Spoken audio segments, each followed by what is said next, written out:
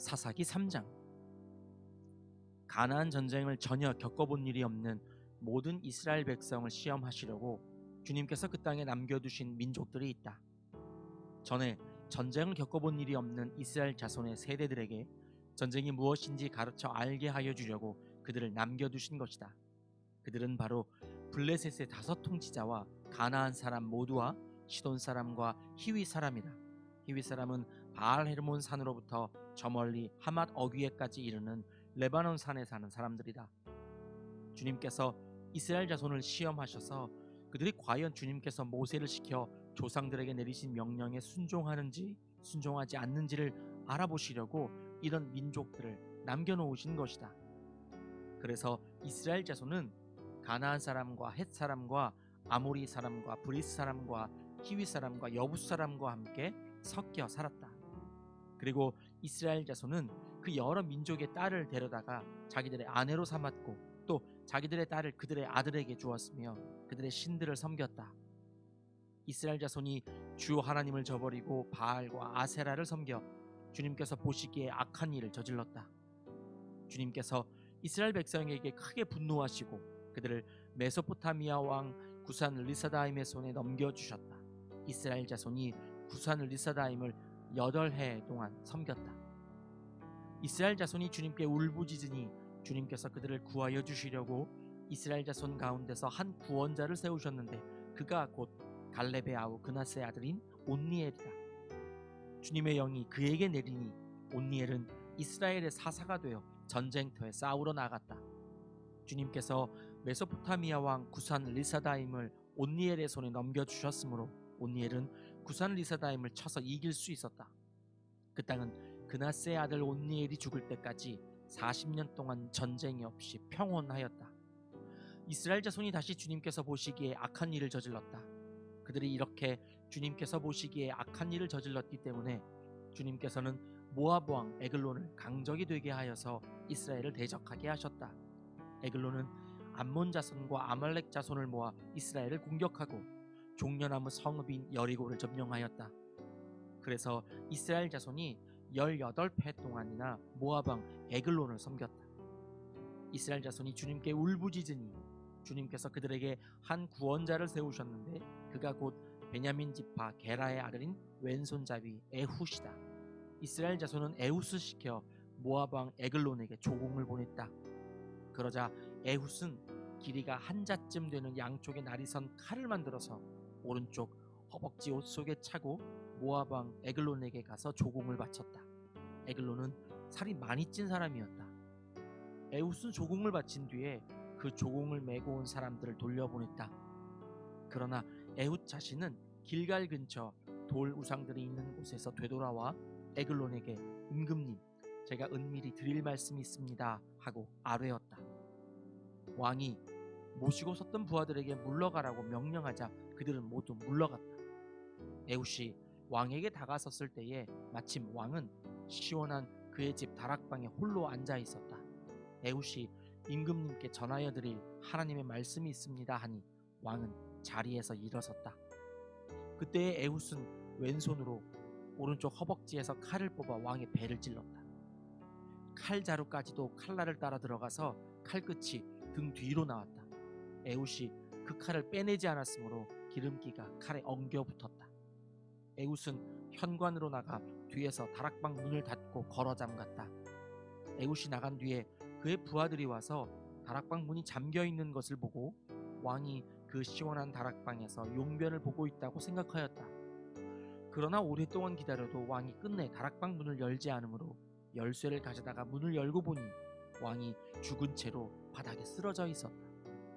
그들이 기다리는 동안에 에훗은 몸을 피하여 돌 우상들이 있는 곳을 지나서 스이라로 도망쳤다.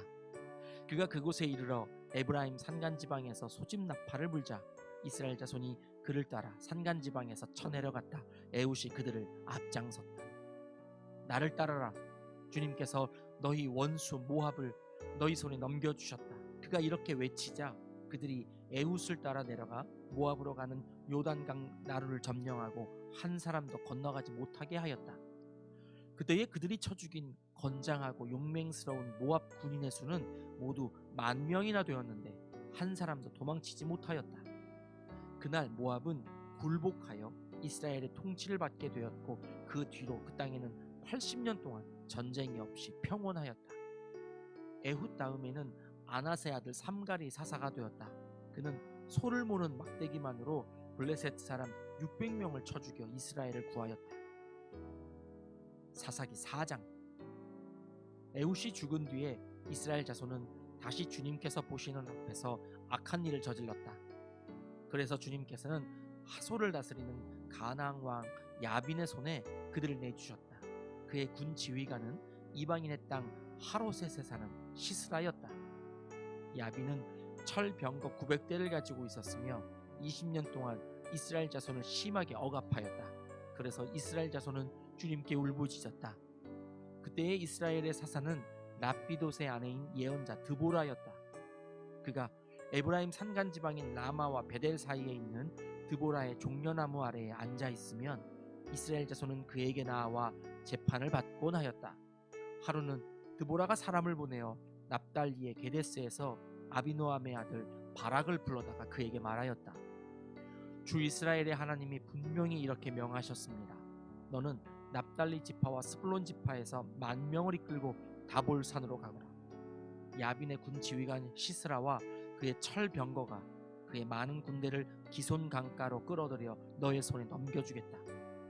바락이 드보라에게 대답하였다. 그대가 나와 함께 가면 나도 가겠지만 그대가 나와 함께 가지 않으면 나도 가지 않겠소. 그러자 드보라는 내가 반드시 장군님과 함께 가겠습니다. 그러나 주님께서 시스라를 한 여자의 손에 내주실 것이니 장군께서는 이번에 가는 길에서는 영광을 얻지 못할 것입니다 하고 일어나 바락과 함께 게데스로 갔다.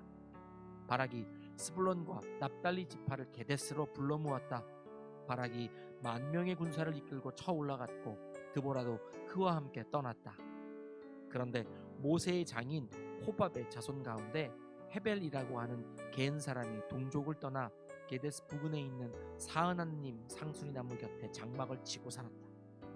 시스라는 아비노함의 아들 바락이 다볼산으로 올라갔다는 소식을 전하여 듣고 그의 전 병력 곧 900대의 철병거와 그가 거느린 온 군대를 이방인의 땅 하로셋에서 기손 강가로 불러 모았다. 드보라가 바락에게 말하였다. 자, 가십시오. 오늘이 바로 주님께서 시스라를 장군님의 손에 넘겨주신 날입니다. 주님께서 친히 그대 앞에 서서 싸우러 나가실 것입니다. 그래서 바락은 10,000명의 병력을 이끌고 다볼산에서 쳐내려갔다. 주님께서 시스라와 그가 거느린 모든 철병거와 온 군대를 바락 앞에서 칼날에 패하게 하시니 시스라가 병거에서 내려서 뛰어 도망쳤다. 바락은 그 병거들과 군대를 이방인의 땅 하로셋에까지 뒤쫓았다. 시스라의 온 군대는 칼날에 쓰러져 한 사람도 남지 않았다. 그러나 시스라는 뛰어서 겐 사람 헤벨의 아내 야엘의 장막으로 도망쳤다. 하솔 왕 야빈과 겐 사람의 헤벨의 가문과는 서로 가깝게 지내는 사이였기 때문이다. 야엘이 나아가 시스라를 맞으며 들어오십시오 높으신 어른, 안으로 들어오십시오. 두려워하실 것 없습니다 하고 말하였다. 시스라가 그의 장막으로 들어오자 야엘이 그를 이불로 덮어주었다. 내가 목이 마르니 물 좀 마시게 하여 주시오 하고 시스라가 간절히 청하자 야엘이 우유가 든 가죽 부대를 열어 마시게 하고는 다시 그를 덮어주었다. 시스라가 그에게 장막 어귀에 서 있다가 만약 누가 와서 여기에 낯선 사람이 있느냐고 묻거든 없다고 대답하여 주시오 하고 부탁하였다. 시스라는 지쳐서 깊이 잠이 들었다.